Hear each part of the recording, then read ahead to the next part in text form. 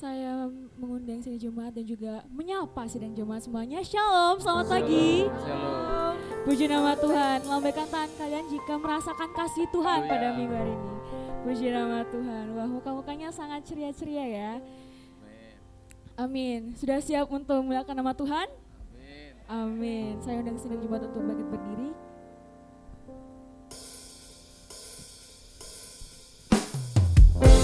Kita semuanya sudah merasakan kisah Tuhan kepada kita.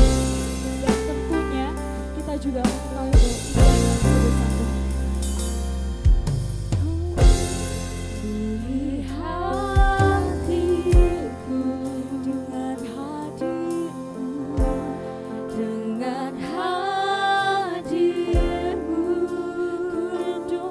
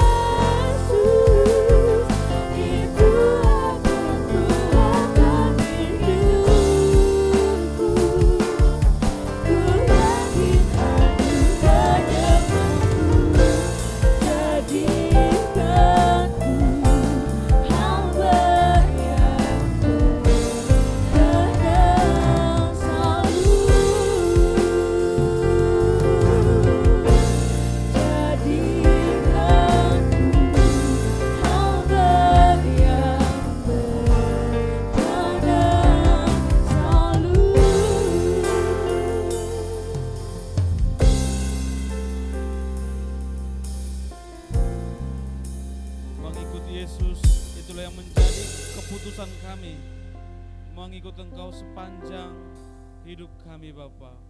Terima kasih Tuhan. Sebentar Bapa, kami akan lebih lagi memuji Engkau, biarlah Engkau kuduskan layakan kami, mengutamakan Yesus di dalam segala keutamaan dalam hidup kami Bapa. Itulah menjadi kerinduan kami Bapa. Terpujilah Tuhan, biarlah Engkau melayakkan kami, kuduskan kami seluruh para pelayan Tuhan yang mengambil pelayan di pagi hari ini. Umat-Mu juga Tuhan, Kau persiapkan hidup mereka untuk datang lebih bersuka cita, dan juga yang masih perjalanan Tuhan tuntun mereka hingga sampai di tempat ini Bapa. Dan juga yang mendengarkan secara YouTube Primer, Engkau melawat mereka Bapa. Terpujilah Tuhan, kami siap memuji Tuhan, kami siap bersuka cita bersama dengan Tuhan. Sukacita Tuhan melimpah dalam hidup kami. Kami memulai ibadah ini dalam nama Tuhan Yesus. Amin. Masih semangat memuliakan nama Tuhan, amin. Amin. Tos kanan kirinya dulu dong, Tuhan Yesus baik dalam hidup kita. Oke. Yang semangat dong tosnya, kayak tak. Semangat. Oke. Kita akan nyanyikan pujian Hidupku Takkan Sama.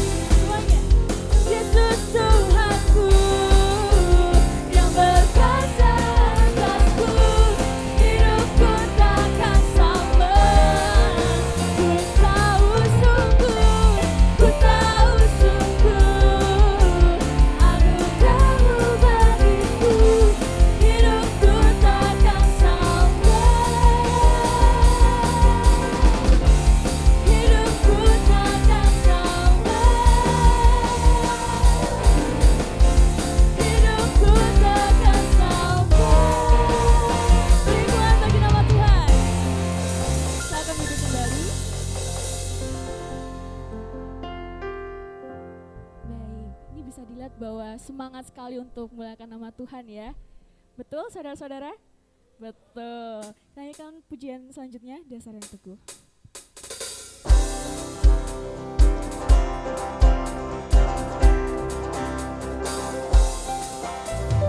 Yesus, Kau dasar yang teguh, amanku bersamamu. Yesus, Kau dasar yang teguh, ku percaya akan firman-Mu, ku percaya akan firman-Mu.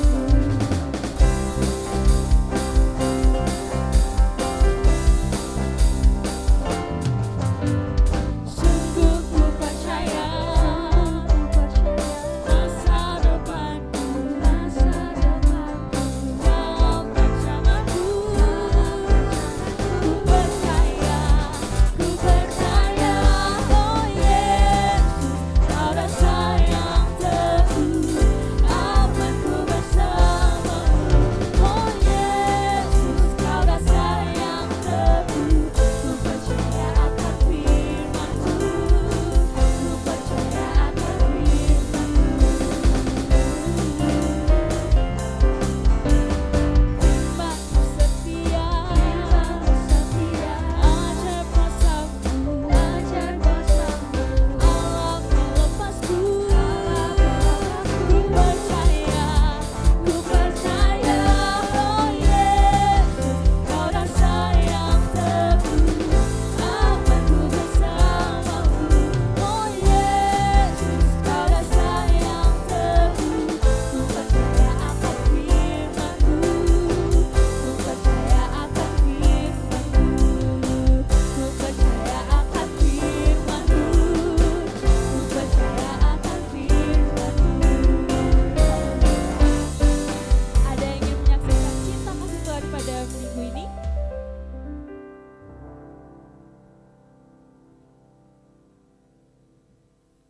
Baik, jika tidak ada, saya yakin dan percaya bahwa kita semua diberkati oleh Tuhan pada minggu hari ini. Amin. Amin. Kita akan mempersiapkan persembahan kita yang pertama. Sebelumnya mari kita berdoa. Bapa kami yang ada di surga, terima kasih atas penyertaan-Mu hari ini ya Tuhan. Sekarang tiba saatnya kami mengembalikan sedikit dari apa yang kami punya. Terimalah kiranya persembahan kami ini sebagai persembahan yang memuliakan nama-Mu. Di dalam nama Tuhan Yesus kami berdoa dan mengucap syukur. Haleluya. Amin. Kita nyanyikan pujian Ku Beri yang terbaik.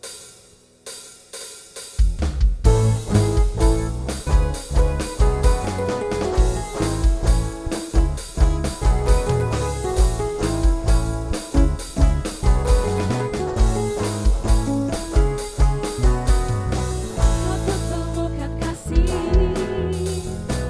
yang sejalin tiada pernah berubah, hanya di dalam-Mu, Yesus Tuhanku.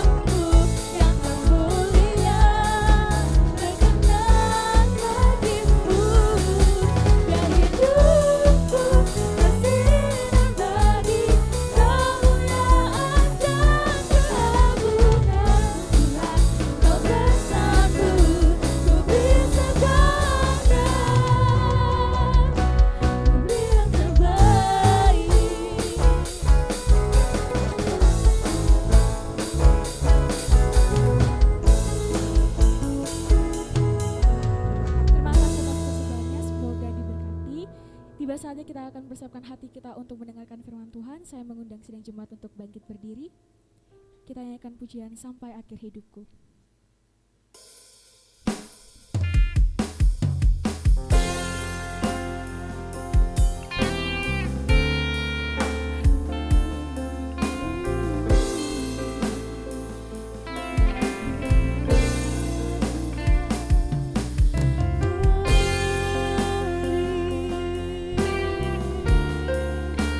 Kami bersyukur Tuhan.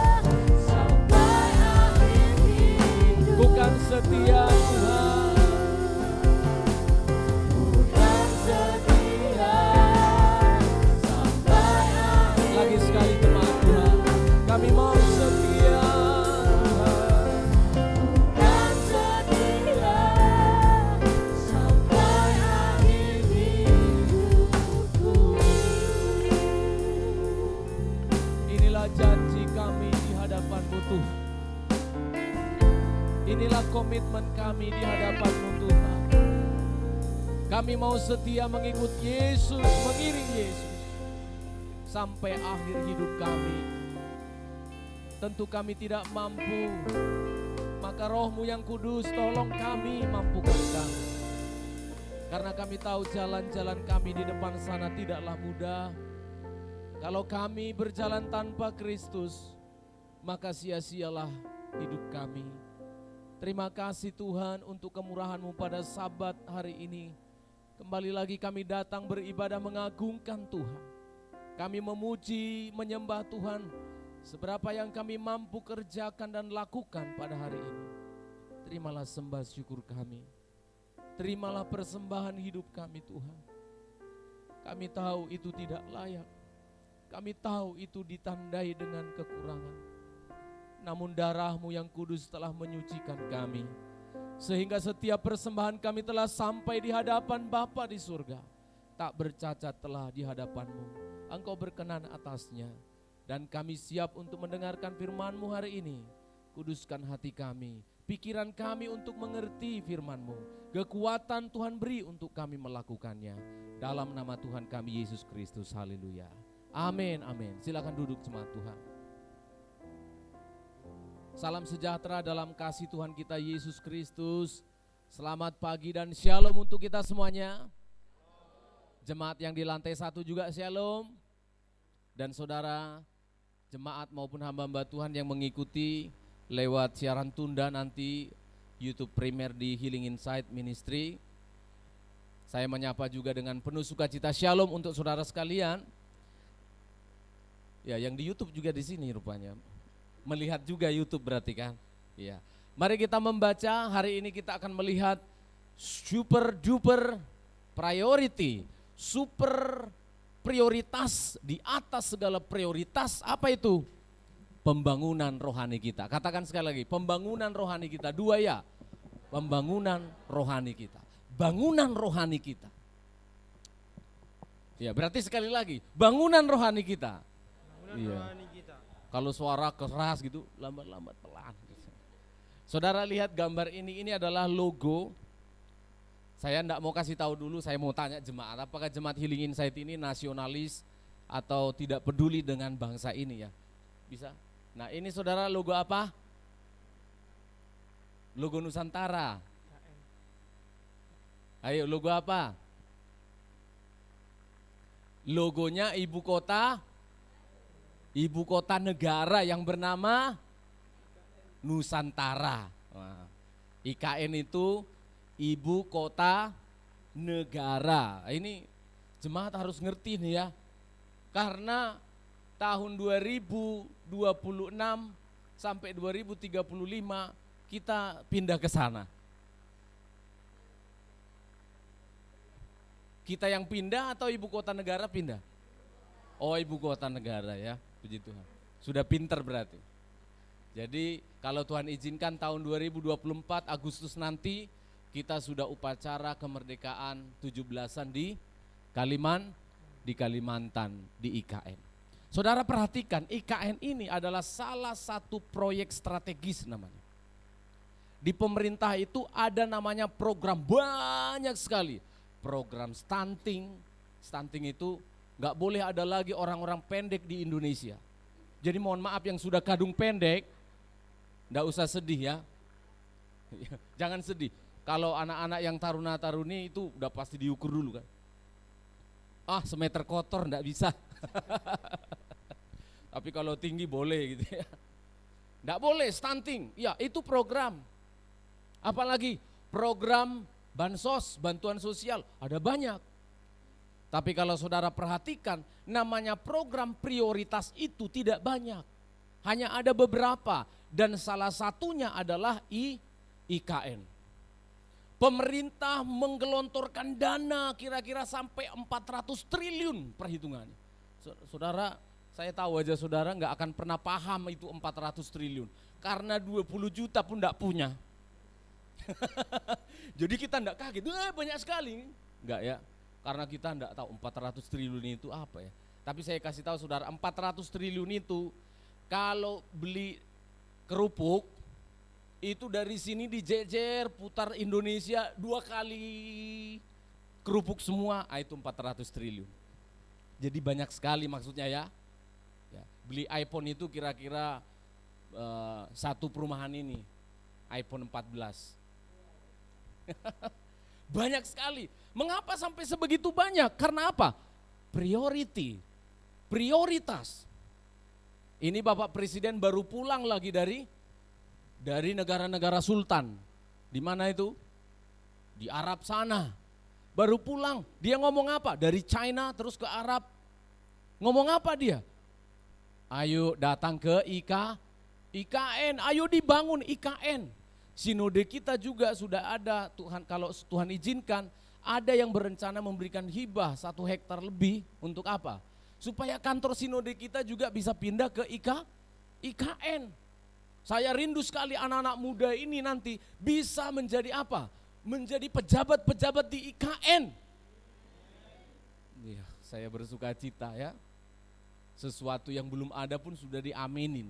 Yuk saya sangat berdoa loh saudara, benar. Jakarta bukan lagi destinasi utama kita, tetapi IKN.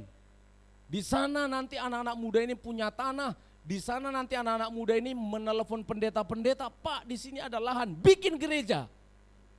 Saya tahu ini sulit.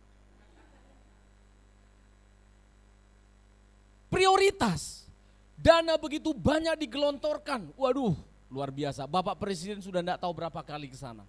Karena prioritas, diperhatikan baik dana, sumber daya manusia, keamanan. Ini kalau enggak salah di akhir-akhir tahun ini beberapa ribu pegawai negeri dan Polri TNI sudah harus pindah ke sana untuk mengamankan IKN. Ini bagus sekali. Kalau anak-anak muda punya pemikiran yang maju, 10 tahun ke depan, destinasimu, tujuanmu jangan Jakarta. Tujuanmu jangan itu, tapi ke sana. Bagaimana bisa membuka lahan, bagaimana punya tanah, punya rumah, bekerja dan lain sebagainya. Kenapa? Prioritas. Tapi coba kita tanya diri kita. Sesuatu yang bagi kita sangat prioritas, uang pun kita enggak sungkan-sungkan habiskan.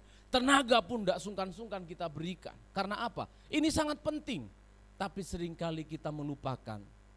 Ada satu program yang super duper di atasnya prioritas, namanya apa? Pembangunan rohani kita. Hari ini kita akan belajar dari kitab Hagai, bagaimana Tuhan menegur bangsa Israel, menegur Zerubabel, menegur Yosua imam besar. 2 orang ini ditegur. Zerubabel ini mewakili pemerintah karena dia seorang bupati. Kemudian Yosua ini adalah imam besar, ditegur. Mengapa kamu tidak memprioritaskan rumah Tuhan? Hagai pasal 1. Hagai pasal 1 ayat yang pertama sampai ayat yang ke-7 terlebih dahulu. Hagai pasal 1 ayat 1 sampai ayat 7 kita baca secara bergantian. Nanti saya membaca ayat 1, jemaat membaca diwakili Kak Nelson ayat 2 dan seterusnya. Hagai pasal 1 sudah ketemu semua? Saya tunggu, tidak apa-apa.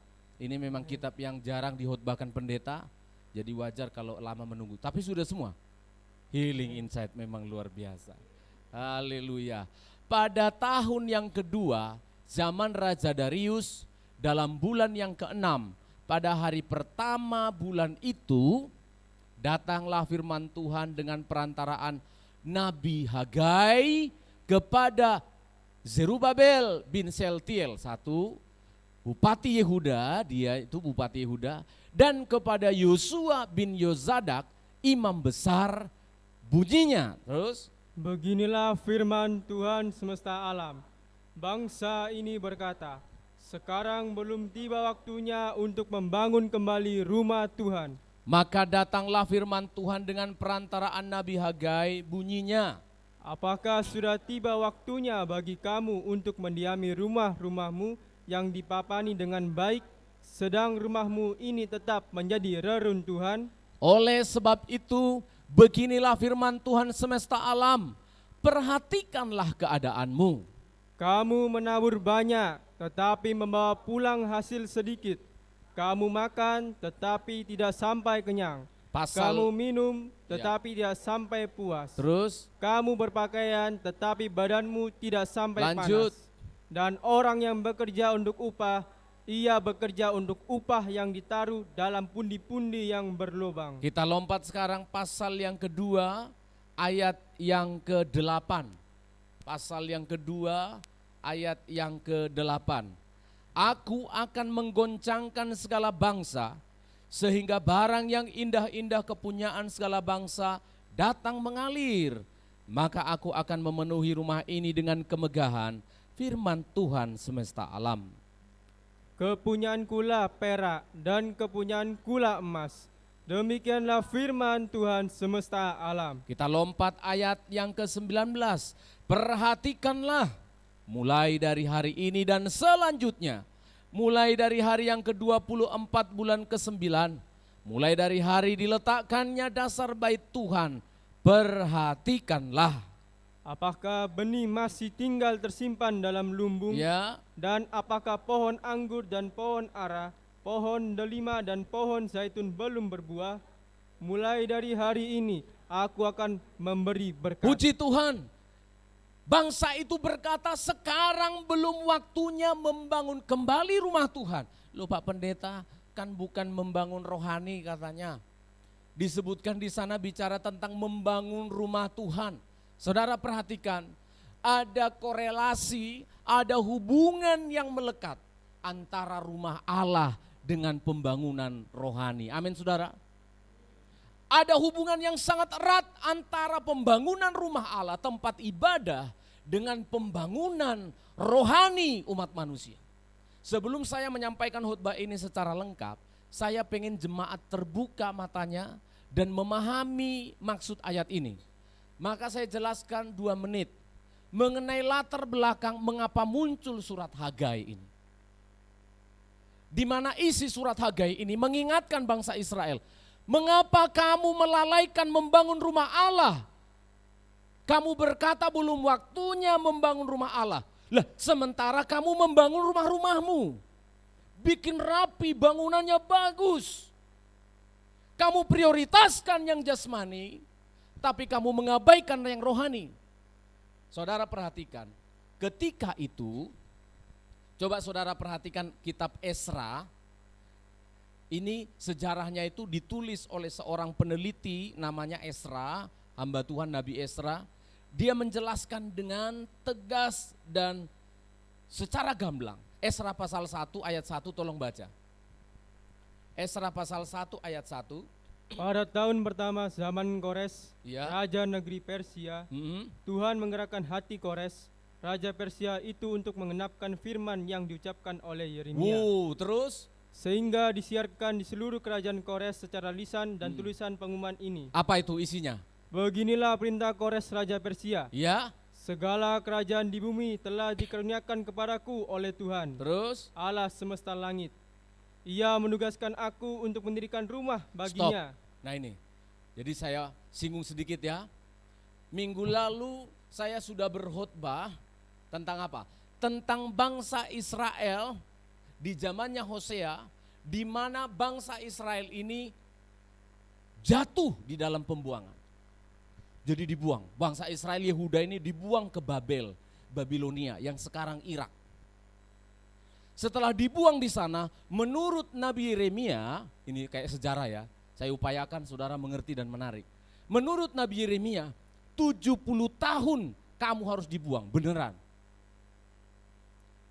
Nebuzaradan, jenderalnya Nebukadnezar datang menyerang Israel dan mereka ditawan, dibawa ke Babilonia, ke Babel. Sisa-sisa Babilonia itu masih ada sekarang keagungannya, ditaruh di sana. Setelah 70 tahun, perhatikan. Setelah 70 tahun, zamannya Esra, Nehemia, Hagai itu bareng-bareng. Satu generasi. Lalu nanti Daniel, Sadrak, Mesak, Abednego, itu orang-orang yang ada di pembuangan.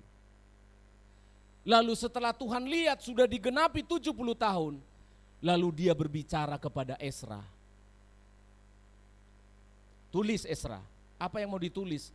Aku ngomong kepada Kores. Siapa Kores? Kores ini adalah raja yang berhasil mengalahkan Nebukadnezar. Setelah Nebukadnezar raja Babilonia dihancurkan, maka apa yang terjadi? Raja Kores menguasai Persia yang sekarang disebut Iran. Irak dikalahkan oleh Iran. Lalu ketika Kores menjadi raja, datang firman Allah kepada Kores. Kores, sudah 70 tahun rakyatku dibuang di sini. Suruh mereka pulang. Saudara ngerti? Untuk mendirikan bait Allah. Lalu dibawa pulang. Ketika mereka pulang, dibawa yang bernama Zerubabel, Bupati Yehuda, diangkat oleh Kores, nanti si Zerubabel ini jadi bupati di Yehuda, jadi pemerintah. Pemerintah di gereja siapa? Pemerintah di bait Allah siapa? Namanya Yosua, imam besar. Ketika mereka sudah berangkat ke sana, dalam Ezra pasal yang ketiga disebutkan, betul mereka membangun mezbah. Perhatikan, mereka membangun mezbah. Dulu itu mezbah segi 4. Disitulah mereka tempat membakar korban bakaran. Mereka membakar korban bakaran. Bait sucinya belum didirikan. Yang penting mezbahnya dululah. Ya sudah dibikin mezbahnya supaya kita bisa mempersembahkan domba. Karena bangsa Israel itu beribadah itu mempersembahkan domba, lembu. Kalau yang miskin burung tekukur. Gak ada lagi yang lebih miskin dari orang itu. Pasti gampang, burung tekukur itu murah sekali. Supaya ada mezbahnya, dibuat mezbah. Lalu apa? Zerubabel bilang kita harus membuat pondasi. Bikin pondasi. Kenapa bikin pondasi? Karena pondasi bait suci Salomo yang dihancurkan oleh Nebukadnezar sudah runtuh semua. Akhirnya Tuhan katakan, ayo dibangun. Ayo udah pondasinya dulu lah, bikin pondasi. Setelah dibuat pondasinya, mezbah korban bakaran sudah ada. Akhirnya lupa atau alias mangkrak. Apa saudara? Mangkrak. Setelah bait suci itu mangkrak, kenapa bisa mangkrak? Ternyata kita dapatkan informasi bait suci itu mangkrak 15 tahun. Lah selama 15 tahun ngapain mereka? Selama 15 tahun ternyata bangsa Israel sibuk membangun rumahnya masing-masing. Membangun rumahnya masing-masing. Tidak peduli lagi yang namanya pembangunan rumah Allah. Saya pastikan ketika sudah tidak peduli pembangunan rumah Allah, sudah pasti mereka itu enggak ada yang datang beribadah. Bagaimana bisa nyaman beribadah? Atapnya enggak ada. Bagaimana bisa nyaman beribadah? Hanya mezbah korban bakaran dan hanya pondasi-pondasinya. Saudara boleh baca itu di dalam Ezra pasal yang ketiga ya. Hanya mezbah korban bakaran yang ada dan hanya ada pondasi-pondasi bait Allah. Lainnya enggak ada. Tuhan punya tunggu. Prioritas dari bangsa ini keluar tadi, digerakkan oleh Tuhan, hatinya penjajah namanya Kores ini melepaskan mereka ke Yerusalem. Tujuannya apa? Saya tanya. Tujuannya apa tadi? Udah dibaca? Kores bilang begini, aku telah mendapat karunia dari Tuhan, seluruh dunia telah ada di bawah kekuasaanku. Aku disuruh Tuhan supaya orang Yehuda kembali dan membangun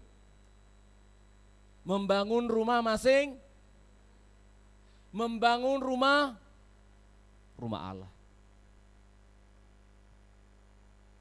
Saudara sudah nangkap alurnya ya, walaupun singkat, sudah nangkap alurnya ya. 15 tahun mangkrak. 15 tahun mereka tidak mempedulikan rohaninya mereka masing-masing. 15 tahun mereka tidak peduli terhadap rumah Allah. Padahal apa? Itu adalah prioritas. Pembangunan prioritas tidak boleh ditunda. Pembangunan prioritas tidak boleh diabaikan. Apa yang terjadi saudara? Ini yang membuat hati saya sedih. Saya kira ketika mereka gagal atau tidak melanjutkan pembangunan itu, saya kira karena apa? Ya karena diganggu. Betul, nanti ada begitu banyak gangguan-gangguan untuk membangun. Tapi ternyata saya menemukan, loh ternyata mereka, pasal 1 ayat yang pertama coba dibaca. Pasal 1 ayat 1 tolong diulang baca. Ternyata ini yang terjadi. Pada tahun yang kedua zaman Raja Darius, Ya, dalam bulan yang ke-6, pada hari pertama bulan itu, datanglah firman Tuhan dalam perantaraan Nabi Hagai kepada Zerubabel bin Seltiel, ya Bupati terus. Yehuda, dan kepada Yosua bin Yosadak, imam besar Iya, bunyinya. bayangkan sudah 2 tahun pemerintahan Raja Darius. Jadi saudara lihat ya, dari pemerintahan Nebukadnezar, Kores, dari Kores memerintahkan membangun bait Allah sampai zaman Darius tahun yang kedua gak dibangun-bangun. Akhirnya Tuhan datang kepada Hagai. Beginilah firman Tuhan, ayat yang kedua. Beginilah firman Tuhan semesta alam. Apa? Bangsa ini berkata, sekarang belum tiba waktunya untuk membangun kembali rumah Inilah Tuhan. yang menjadi alasannya ternyata. Sekarang belum waktunya. Belum saatnya kita harus fokus membangun yang rohani. Tetapi ayat yang keempat, apa yang difokuskan? Apakah sudah tiba waktunya kamu untuk mendiami rumah-rumahmu Terus, yang dipapani dengan baik, sedang rumah ini tetap menjadi reruntuhan? saudara lihat, belum waktunya Pak ngurusi yang rohani. Lah terus waktunya apa? Ngurusi yang jasmani saja. Prioritas kita sudah beralih. Tujuan kita dilahirkan di dunia ini adalah memuliakan Allah. Tujuan kita dilahirkan di dunia ini menjadi orang percaya. Harusnya prioritas ini tidak boleh digeser. Bangsa Israel 15 tahun membuat mangkrak rohani mereka. Mereka tidak peduli akan rumah Allah. Saya melihat pada pasal 1 ayat 1 sampai ayat yang kedua ini, ternyata yang membuat pembangunan rohani itu mangkrak apa saudara? Ayat 2 tadi dibilang apa? Jemaat datang kepada Zerubabel dan kepada Yosua imam besar. Jemaat datang kepada para pemimpin, berkata apa? Ojo serius-serius toh Pak. Ya toh? Jangan terlalu serius-serius kali Pak ibadah itu. Pendeta bilang, Yosua imam besar berkhotbah, kita harus membangun rumah Allah karena Tuhan memerintahkan kita datang ke sini, tujuan utamanya adalah memuliakan Allah. Bangsa Israel datang bilang apa? Sektala. Bahasa Jawanya ya. Kalau orang Sumatera nggak ngerti, se itu apa artinya, Dek? Tunggulah. Sektala. Engkau ai. Nah, bahasa Jawanya. Nanti aja. Ayo ke gereja nak. Engkau nek aku wis duwe pacar. Kalau aku sudah punya pacar, wis aku sungguh-sungguh. Nggih, ditunggu punya pacar. Ayo tala. Sik tala apa? Apa? Belum kerja lo. Alasannya bagus. Nanti kalau enggak kerja, persembahannya pakai apa? Pakai daun. Boleh, di gereja ini boleh pakai daun. Kalau memang saudara enggak punya uang, itu amplop di sana disengaja enggak pakai langsung kasih duit persembahan kepada Tuhan. Tujuannya apa? Siapa tahu ada jemaat lagi kesulitan, amplopnya kembalikan aja ke dalam kantong itu. Bilang apa? Tuhan, inilah hidupku.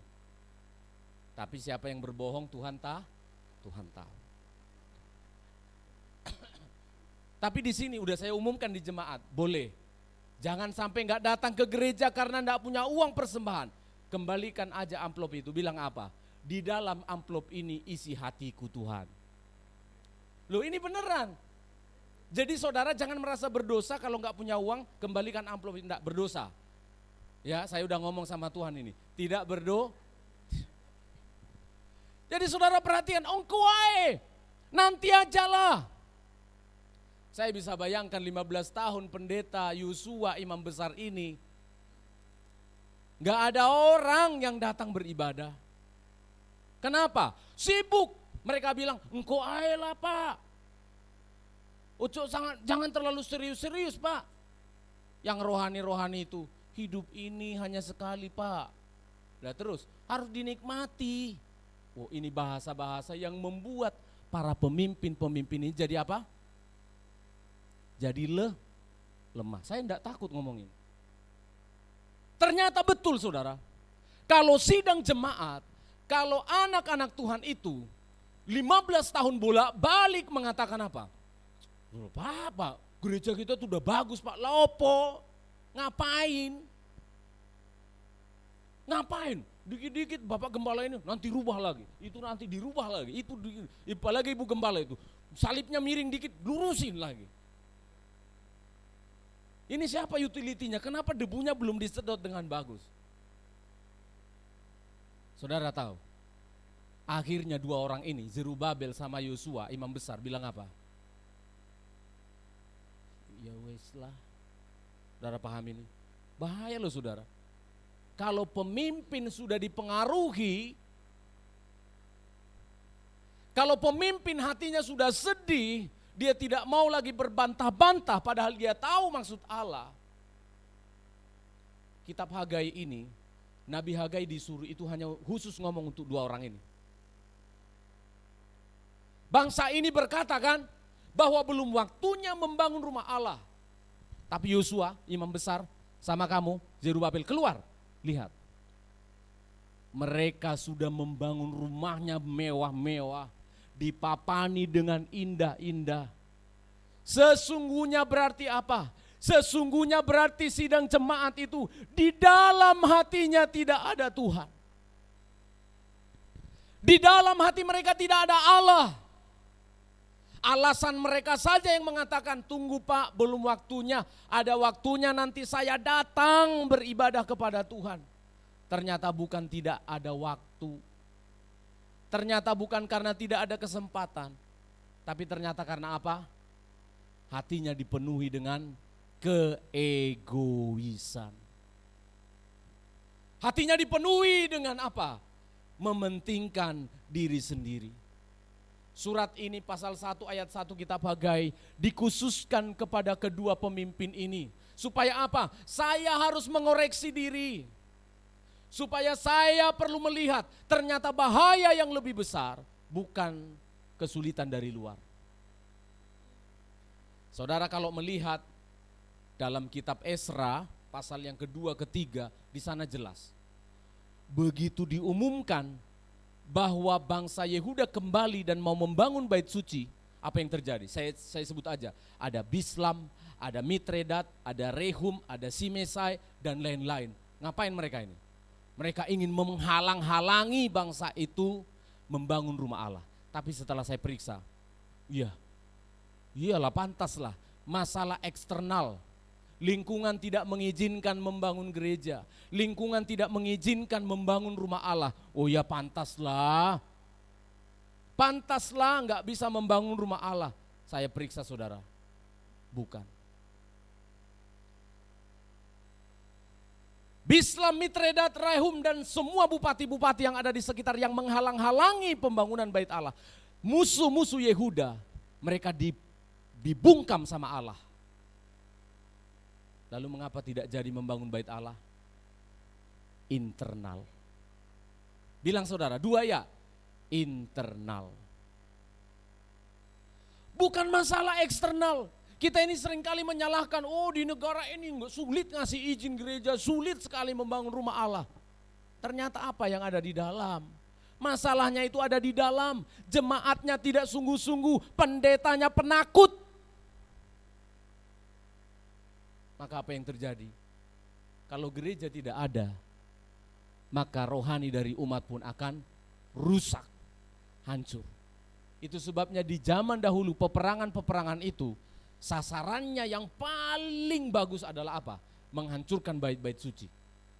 Kalau bait suci hancur, rohani orang hancur. Nebukadnezar itu jago dia. Kita hancurkan bait suci Yerusalem, mereka pasti kalah, betul. Dan itu terjadi.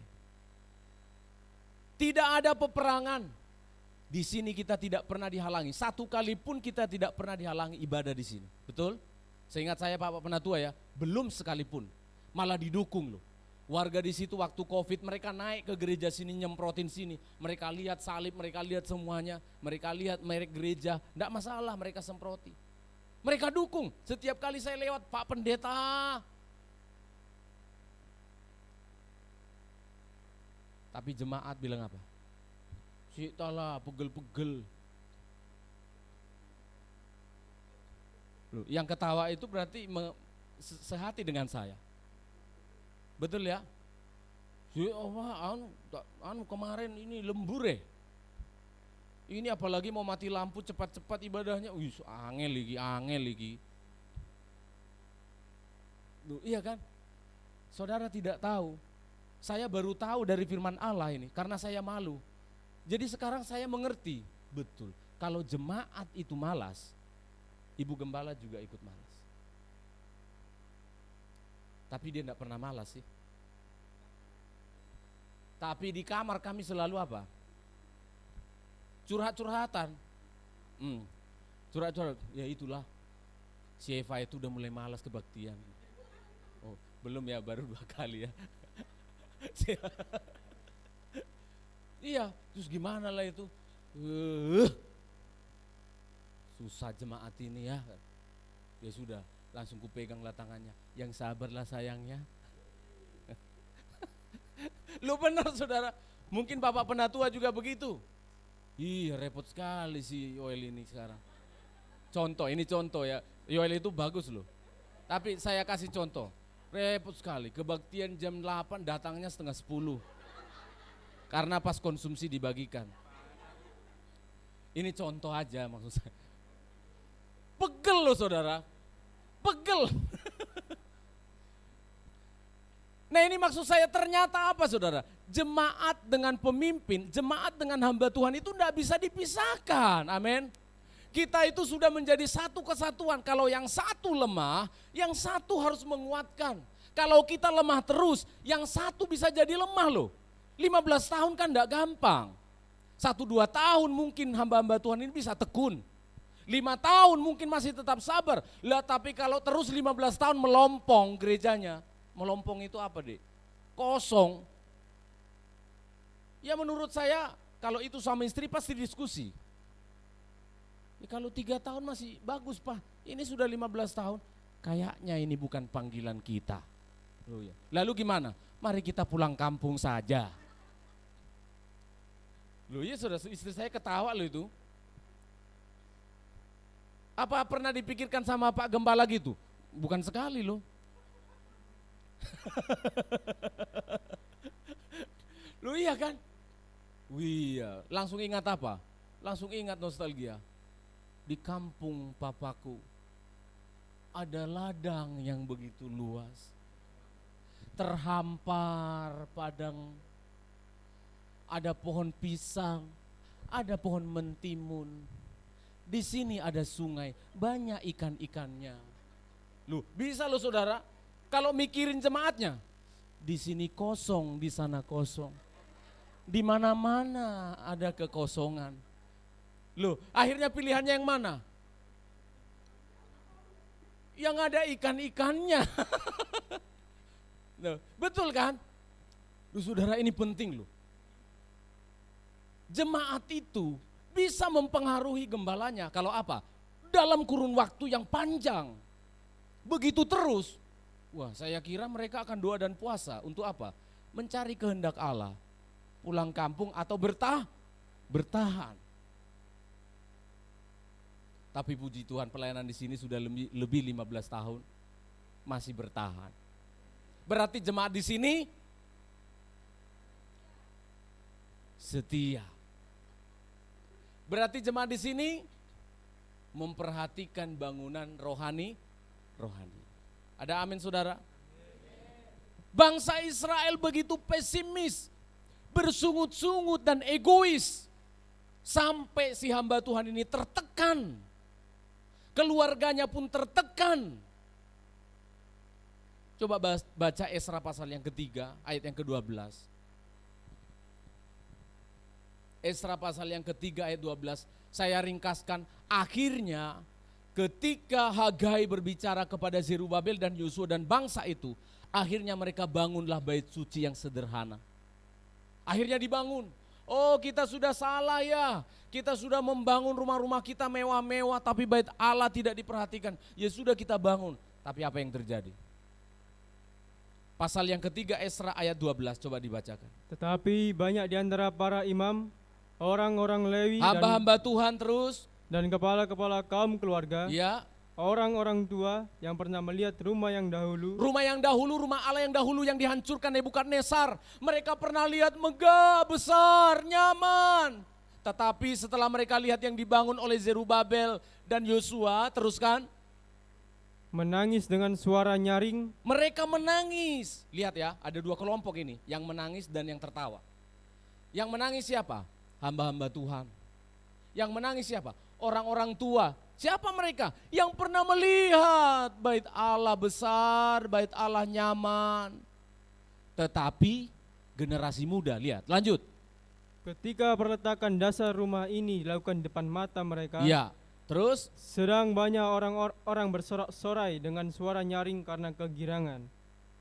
Lanjut. Orang tidak dapat lagi membedakan mana bunyi sorak-sorai mana kegirangan yang sorak-sorak, mana yang nangis terus. dan mana bunyi tangis rakyat. Terus Karena rakyat bersorak-sorai dengan suara yang nyaring, sehingga bunyinya kedengaran sampai jauh. saudara perhatikan, ada dua kelompok. Bait Allah sudah didirikan. Orang-orang yang tidak mengerti kebesaran Allah, sorak-sorak. Puji Tuhan, haleluya. Gini aja udah luar biasa ini. Saudara tahu? Oh, gini udah hebat ini. Puji Tuhan. Pokoknya kita ke gereja udah hebat itu. Tapi orang-orang tua, para pendeta-pendeta, imam-imam yang tahu benar Allah tidak layak seperti ini. Allah itu layak diagungkan dan lebih besar dari ini.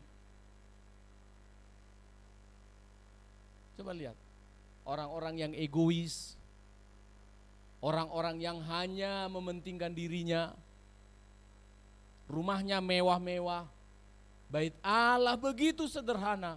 Mereka bilang apa? Haleluya, puji Tuhan, kita bersuka cita. Sementara orang-orang tua yang mengerti keajaiban kemegahan Allah menangis. Jadi dua kelompok. Haleluya, haleluya. Coba yang kanan, yang kiri haleluya. Dua, ya. Lu kalah yang haleluya. Nggak usah takut, itu bukan kalian, ini contoh aja. Nanti dibilang bapak itu kami orang kafir.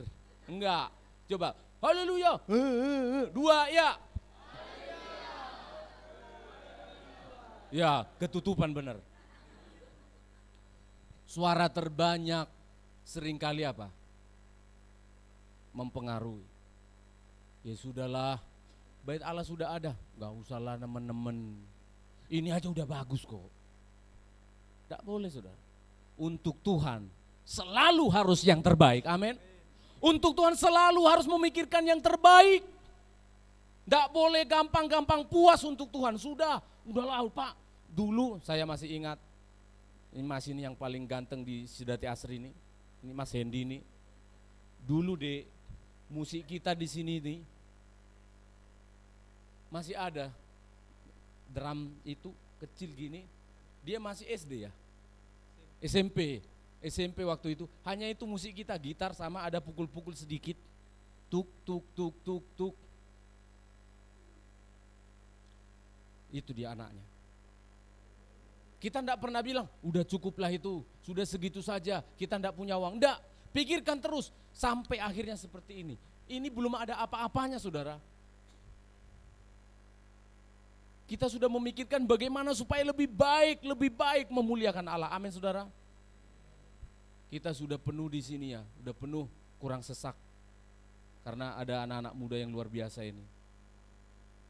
Kalau bisa kita pindah ke mall. Amin.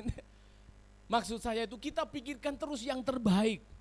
Ini nanti Natal kita ini, kita akan merayakan Natal, ayo pikirkan yang terbaik. Tapi duitnya ndak ada Pak, mikir aja belum. Saudara perhatikan, ternyata ini bukan masalah dana, tetapi masalah pembangunan rohaninya. Kalau rohani kita sudah siap, sayang sekali saya tidak bisa khotbahkan lebih jauh lagi. Saudara membaca Hagai pasal yang kedua, Tuhan bilang nanti apa? Kamu kerja saja Yosua, kerja saja Yerubabel. Lah biayanya gimana Tuhan kalau mau bikin bagus? Punyakulah langit, punyakulah laut, punyakulah daratan, punyakulah segala bangsa. Aku akan menggoncangkannya. Baca saja sedikit ya, walaupun kita harus berlomba untuk pemadaman listrik ini. Pasal yang kedua perhatikan. Pasal yang kedua ayat yang kelima mulai. Tetapi sekarang kuatkanlah hatimu, hai Zerubabel, Ya, demikianlah firman Tuhan. Kuatkanlah hatimu, Ya, hai karena sudah Yosua lemah. bin Yosadak, Iya terus imam besar, kuatkanlah hatimu. 3 kali. Hai Kuatkan. segala rakyat negeri, demikianlah firman Tuhan. Apa? Bekerjalah, Sama-sama 2 ya, bekerjalah 2 ya. Bekerjalah. Bekerjalah. Terus? sebab aku ini menyertai kamu, Hmm. demikianlah firman Tuhan semesta alam. Iya, takut mereka. Si Zerubabel, Yosua imam besar, ketika bangsa itu bertobat, oke, ayo kita bangun. Sekarang mikirnya apa? Duit tekondi. Paham ya? Duitnya dari mana? Ya wajar toh. Wajar kan? Beberapa minggu yang lalu saya kumpulkan panitia Natal. Kan dananya 20 juta kan? 20 miliar atau 20 berapa? 20 juta. Terus kasnya sudah berapa? Ya kurangnya aja nolnya Pak. Jadi berapa? 2 juta. Kumpulkan. Wajar itu. Kasih tahu kepada mereka. Oke, prioritas dulu ya. Gunakan yang 2 juta itu untuk prioritas dulu. Apa yang tidak boleh tidak ada dalam Natal? Pohon Natal Pak, sudah dibeli, sudah ada di sana. Ya betul toh. Apa yang tidak boleh tidak ada saudara? Pengkhotbahnya harus ada Pak. Oh iya sudah aman. Sudah ada, dikasih tahu. Wajar kalau apa? Zerubabel dan Yosua ketar-ketir. Ketar-ketir memang mereka. Sampai 3 kali Tuhan bilang, aku tahu loh hati kalian. Apa Tuhan? Kuatkan hatimu, 1. Kuatkan hatimu, 2. Kuatkan hatimu, 3. Kuatkan hatimu. Lalu Tuhan bilang, bekerjalah. Oh ini bagus sekali. Coba saudara bilang kepada temannya kanan kiri, bekerjalah. Coba 2 ya. Iya. Ibadahlah, 2 ya. Iya. Itu kerja kita. Itu tugas kita. Tuhan bilang apa? Bekerjalah. Pikirkanlah. Lalu duitnya bagaimana Tuhan? Nah ini ayat yang ke-7. Ayat yang ke-7. Oh Tuhan kita luar biasa. Ayat 7 baca. 1, 2, ya. Sebab beginilah firman Tuhan semesta alam. Ya. Sedikit waktu lagi maka aku akan menggoncangkan langit Goncangkan dan bumi, langit dan bumi. Terus. laut dan darat. Laut dan darat, semua alam semesta digoncang sama Tuhan. Bagi mereka yang memikirkan pekerjaan Allah, bagi mereka yang mau bekerja untuk Tuhan, jangan bingung. Amin. Bukan Tuhan bilang buka tingkap langit, enggak, digoncang. Kalau pelit langit itu digoncang sama Tuhan, itu maksudnya. Kalau pelit darat itu digoncang sama Tuhan. Kalau pelit laut itu digoncang sama Tuhan. Kalau pelit kelautan, bukan. 3 ya, darat, laut, dan langit. Enggak cukup. Masih kurang? Masih kurang, Zerubabel masih belum yakin. Lanjut, baca lagi. Apa lagi? Apa yang digoncang? Aku akan menggoncangkan segala bangsa, Segala bangsa terus. sehingga barang yang indah-indah kepunyaan segala bangsa datang mengalir. Ya, yang belum punya emas dan perak ayat 9. 2, ya. Kepunyaanku lah perak, Jemaat juga ikut Pak. 1, 2, ya. kepunyaanku lah perak, dan kepunyaanku lah emas. Iya. Demikianlah firman Tuhan semesta alam. Makanya kita nggak punya emas. Karena apa? Kepunyaan Tuhan. Maksudnya apa? Saya senang sekali membaca firman ini. Harusnya kita kerja aja. Amin. Panitia kerja aja. Panitia Natal Kerja aja. Kan pertanyaannya muncul, apa yang dikerjakan Pak? Ya jualan es. Nggak, maksudnya pikirkan, kerja, jangan berhenti. Amin saudara. Bekerjalah. Hati saya senang, Tuhan yang punya alam semesta ini. Artinya apa? Tuhan bisa mengirimkan siapa saja, apa saja untuk menolong kita. Amin. Minggu lalu saudara, setelah ibadah, saya dengan istri, penatua dan istrinya, kami nongkrong di sini. Kenapa? Karena ibu penatua itu datang, bendahara kita datang kasih tahu. Benar tak ini Pak, Bu? Apanya itu? Ini ada amplop. Isinya itu, 100 ribunya itu hampir penuh loh tangan saya ini. Hampir penuh tangan saya. Sampai ndak yakin itu ibu penatua sama istri saya. Ndak yakin, mereka lama lihat-lihat. Benar tak ini? Karena apa? Dari seorang anak remaja muda di sini. Yang sesungguhnya belum jelas juga penghasilannya. Bayangkan sudah. Sambil ibu penatua, ibu gembala bingung-bingung, saya bilang mengapa bingung? Tulis, catat. Itulah cara Tuhan. Padahal kita tahu dia sangat perlu itu uang, tapi dituliskan untuk persembahan Natal. Saudara lihat. Bukankah itu salah satu cara Tuhan? Kita kira yang namanya uang itu datangnya dari orang kaya di dunia ini, pengusaha besar. Enggak. Yang ngasih makan pendeta Elia siapa? Saya ulangi. Yang memberi makan pendeta Elia siapa? Pengusaha orang kaya siapa? Janda, ibu janda di Sarfat. Amin. Ibu janda di Sarfat. Jadi jangan pikiran kita itu, oh memang saya kasih tahu kepada mereka berapa minggu lalu. Ayo coba ke perusahaan-perusahaan tanya, ada namanya CSR, Corporate Social Responsibility.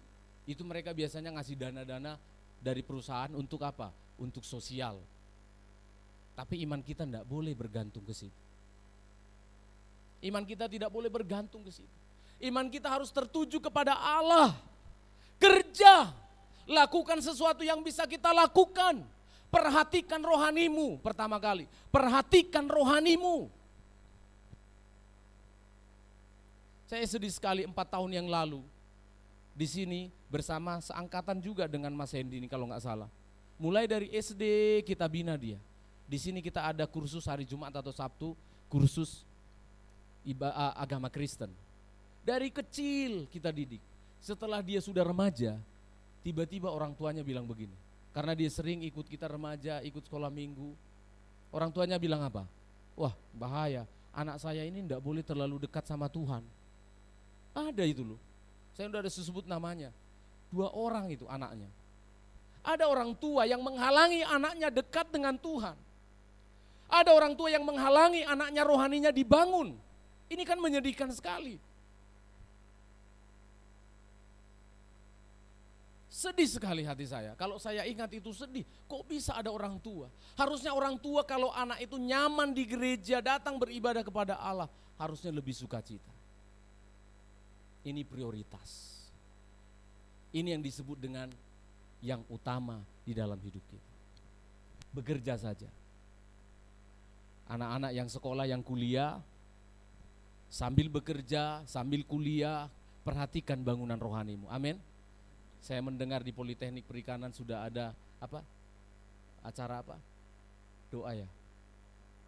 Doa itu ya. Hari apa doanya? Iya, hari Rabu.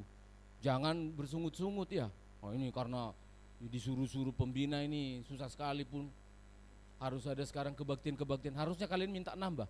Pak, bisa enggak Senin, Selasa, Rabu, Kamis, Jumat? Gitu. Iya, iya kan? Harusnya gitu. Ini Pak, kapan libur kebaktiannya Pak? Kok yang ditanya kapan liburnya loh? Kok enggak ditanya kapan lagi ibadahnya Pak? Itu yang benar. Ini kalau bisa libur gitu ya. Nah pagi hari ini saya cukupkan renungan firman Allah. untuk kita perhatikan rohani kita. Tuhan memberkati kita semuanya. Kita nyanyikan lagu tadi, kita mau datang kepada Tuhan. Mohon maaf karena jam 9 pengumuman dari PLN akan ada pemadaman. Kita akan segera menuntaskan ibadah kita. Ku cinta Kau, rahmat-Mu nyata bagiku, kebaikan-Mu Tuhan.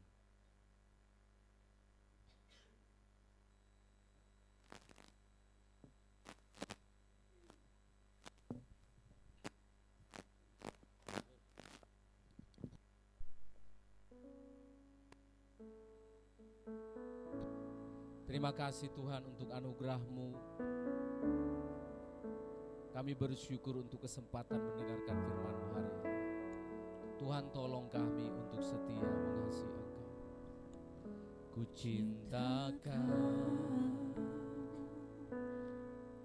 rahmat-Mu nyata bagiku, hidupku di dalam tangan-Mu. Sejak pagi ku terbangun,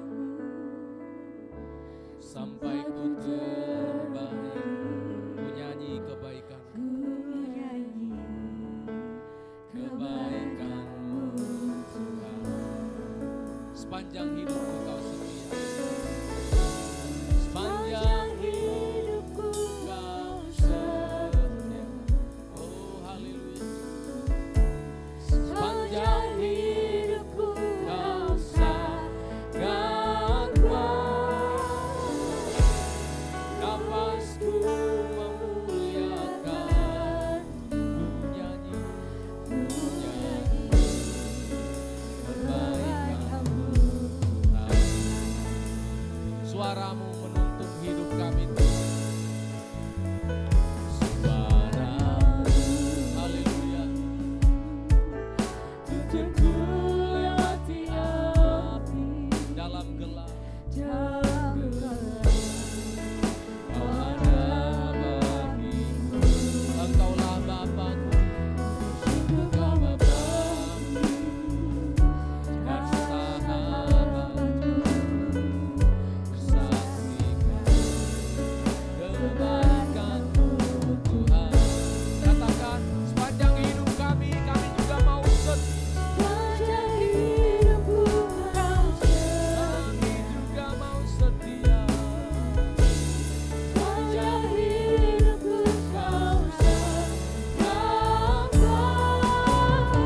Nafasku memuliakan kebaikan-Mu. Setelah kita dari ibadah ini, kira-kira jam 10 nanti kita akan berangkat ke kolam baptisan. Akan dibaptis Pak Haji, juga Oma Heni. Jika ada juga di antara saudara yang juga mau dibaptis, boleh menghubungi Bapak Penatua hari ini. Perhatikan baik-baik. Saudara yang sudah komitmen menerima Yesus Kristus Tuhan lewat baptisan air, berarti engkau sudah komitmen untuk membangun rohanimu dengan baik. Perhatikan pertumbuhan rohanimu. Yang sudah dibaptis juga begitu. Coba lihat, jangan-jangan sudah dibaptis 3 tahun, 5 tahun yang lalu, hidupmu makin merosot, rohanimu makin menurun. Ada yang salah di sana. Apa yang kamu prioritaskan selama ini berubah. Orang yang sudah dibaptis itu berarti prioritasnya Allah. Coba direnungkan, yang sudah dibaptis. Berapa tahun yang lalu kamu dibaptis? Loh, kok imanmu makin melorot? Kok jam doamu makin berkurang? Baca Alkitabnya enggak ada. Bagaimana ini? Bertahun-tahun prioritasnya adalah Yesus. Waktu dibaptis bilang apa? Aku mau setia, aku mau sungguh-sungguh. Tapi setelah dibaptis, hilang. Saya pendeta sudah tidak terlalu lama, tapi sudah cukup lama. Ada orang kadang hanya mau menikah. Saya mau dibaptis Pak karena untuk menikah. Setelah menikah, hilang. Ada orang dibaptis karena untuk bekerja. Setelah dibaptis, hilang. Firman Allah ini tidak pernah salah. Tuhan minta kita setia, komitmen, prioritas yang serius. Amin saudara. Ku cinta Kau. Mari kita berdiri bersama-sama. Rahmat-Mu nyata bagiku. Haleluya. Hidupku di dalam tangan-Mu. Oh, terima kasih. Kakiku terbangun Sampai ku kembali menyanyi kebaikan-Mu. Sepanjang hidupku Kau setia. Saudara Sony Bali akan berdoa. Sepanjang hidupku Kau Kau setia Tuhan. Sepanjang hidupku Kau Yesusku memuliakan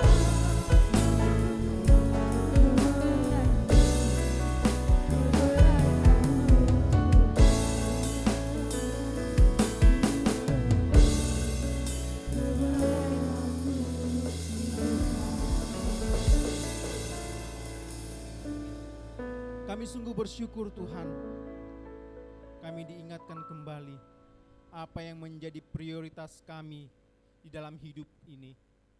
Dalam kami menjalani hari demi hari, mengingatkan kami bahwa Tuhanlah prioritas kami, pembangunan rohani kamilah prioritas kami. Terima kasih Tuhan, Engkau menegur kami, Engkau mengajak kami kembali untuk melihat apa yang sudah Engkau lakukan bagi kami. Kematian-Mu di kayu salib, itu yang paling berharga bagi kami Tuhan. Karena itulah yang menyelamatkan kami. Kami ditebus, kami dibebaskan, dan kami berkomitmen untuk mempersembahkan seluruh hidup kami kepada-Mu Tuhan. Tuhan, mampukan kami di tengah-tengah pergumulan yang sedang kami alami, yang sedang kami hadapi. Kami butuh kekuatan dari Engkau, sehingga kami bisa tetap setia mengiring Engkau, tetap setia mengikut Engkau. Biarlah kiranya Roh Kudus memberikan kami kekuatan. Terima kasih Tuhan, kami berdoa untuk Bapak Gembala yang sudah menyampaikan firman-Mu. Engkau berkati, terus pakai Bapak Gembala untuk menjadi berkat, menyampaikan kebenaran firman Tuhan, untuk mendidik, menegur kami, sehingga kami boleh bertumbuh, berbuah, dan memuliakan Tuhan. Terima kasih Tuhan, terpujilah Engkau. Kami sungguh diberkati oleh kebenaran firman Tuhan. Dalam nama Tuhan Yesus Kristus kami telah berdoa mengucap syukur. Amin. Silakan duduk kembali. Diberkati oleh kebenaran firman Tuhan, amin. Sekarang mari mempersiapkan persembahan kami yang kedua. Kita nyanyikan pujian.